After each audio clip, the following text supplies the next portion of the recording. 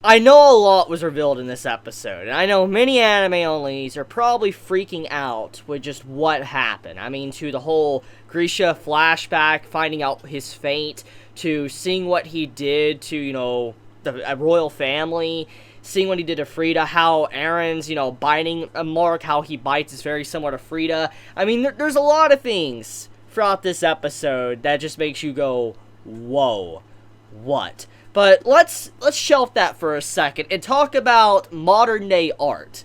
They did it. WIT Studios. You're a mad lad right now. Like, you did it. Like, you freaking did it.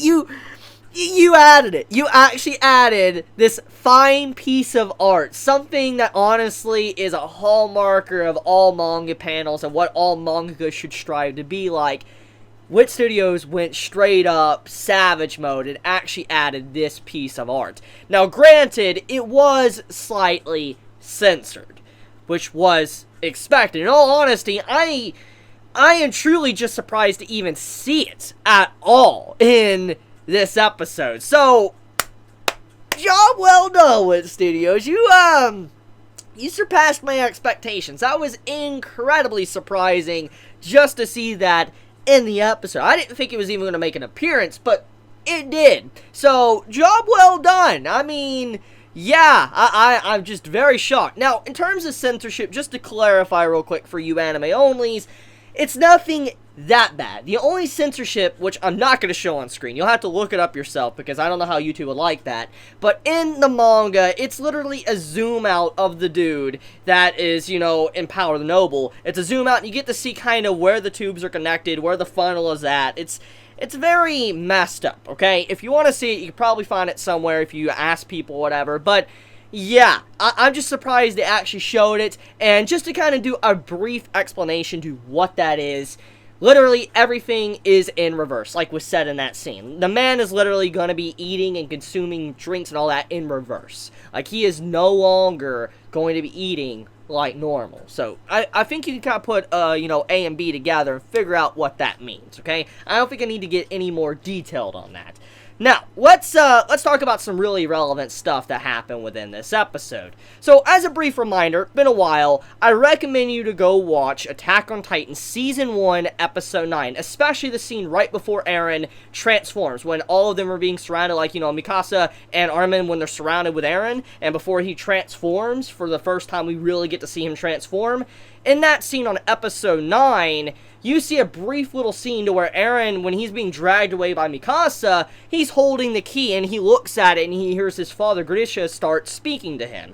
And in this memory, you see how he has this, you know, little shot which could actually turn Eren into a Titan, and when he even says that it could cause memory loss. Now, you put this together with the events that happen within this episode, and everything starts to make sense from that scene from Episode 9 of Attack on Titan Season 1 to this episode that just happened in Attack on Titan Season 3. So, to kind of give a rough explanation, basically, once Grisha got, you know, the Titan power from the royal family, he made Eren into a Titan, told him a little bit of details, like, here you go, Eren, this is the basement key. When you get into the basement, you know, you will find out the answers you need. I'm not going to really give you many details, because of this drug, you're going to forget pretty much everything, almost every single detail. So at the very least, if there's one thing you have to remember, it has to be this basement key. I want you to remember it. So that's why Eren has been so attached and held on to that key since the very beginning, because it's one of the only few memories he actually remembers from when his father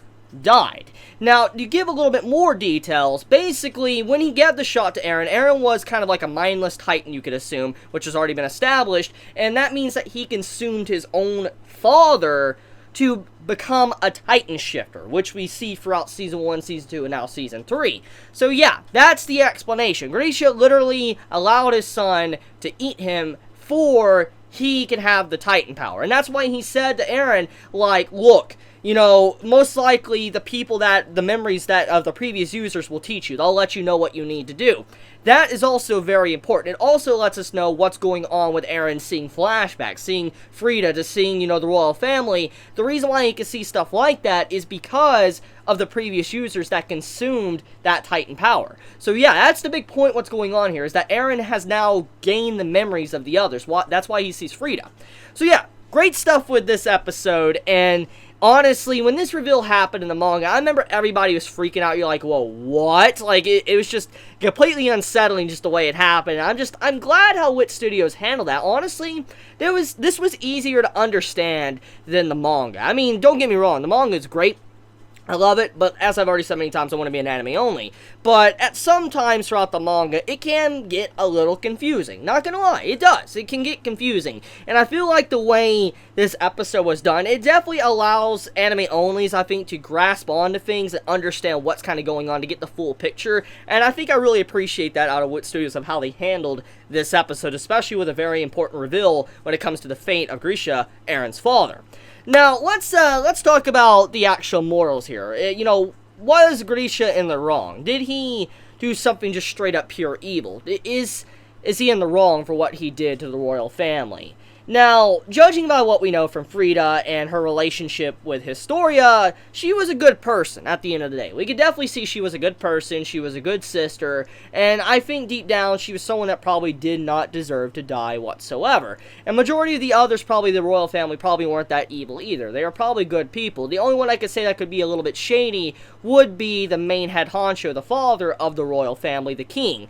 And in this case, it makes you wonder, I mean, why? If they know the truth and all that, are they doing the right thing? Like, are they doing the right thing by keeping everybody in the dark, not letting anybody know, and then, you know, controlling from behind the scenes? Is that really the right way to rule? Or is what Grisha actually did, opening, you know, an actual hole into the secrecy and letting everybody actually see the truth, did he do the right thing? That's a big question, because we don't really know the actual reasons to why the royal family was hiding so much or not saying anything, and how they've had the power of a Titan shifter for a very long time. FYI, if you didn't understand from this episode, the Titan shifting power, which Eren now has in his possession, has been passed down from generation to generation through the ancestry of the family, the royal family, which means that's how it's constantly been passed down. Right before probably the person that has the power dies, someone else from the family consumes them, and then they gain the Titan power. So that explains how it's constantly passed down.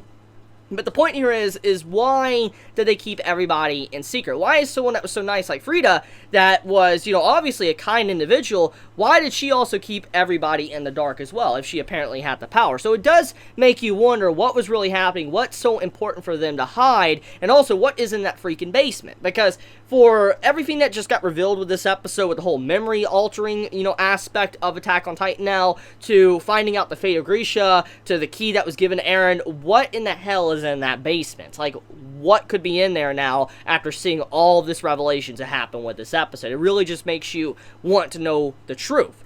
Now, here's the thing as well I do want to mention, is the fact that within this episode, Eren, you don't really know how he feels right now. You don't know exactly whose side he's really on, because when he's remembering everything, you know, you gotta imagine how he must feel. He realizes that he's the one that killed his father. The reason why his father's been missing is because he's the one that did it. And then on top of that, he realizes what his father did, just, you know, killing the entire royal family. That's messed up. That would definitely just kind of scar you a bit, and you wouldn't really know how to react. I mean, especially in the details, like the graphic details we got within the episode, which that is something I do want to talk about. When you look at Reiss and all that, and how he was talking to Historia and Eren about the past and what happened, he didn't seem that emotional to what happened to his family. Like, he didn't seem like he was really hurt or angry, and when you look at his facial reaction, it doesn't even seem like he's driven by vengeance, like he wants to take out his aggression on Eren. So it really just makes you wonder what's really going on in this man's head, and what does he want? I mean, I guess you could kind of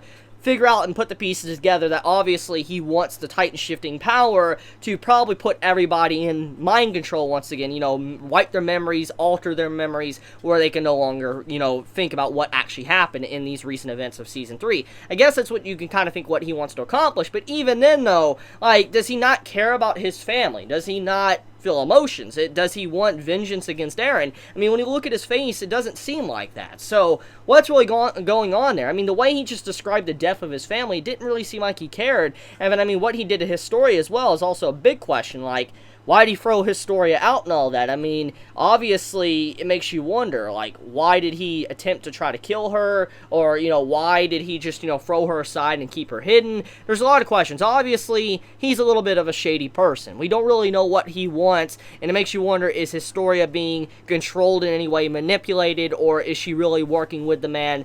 We have no idea. But, also, we also find out that Historia, she wasn't exactly lonely when she was growing up. See, from the flashback we got, she was described to be by herself. Nobody was there for her, and she tried to have, like, an emotional, like, connection with her mother, and obviously her mother turned her down, threw her away.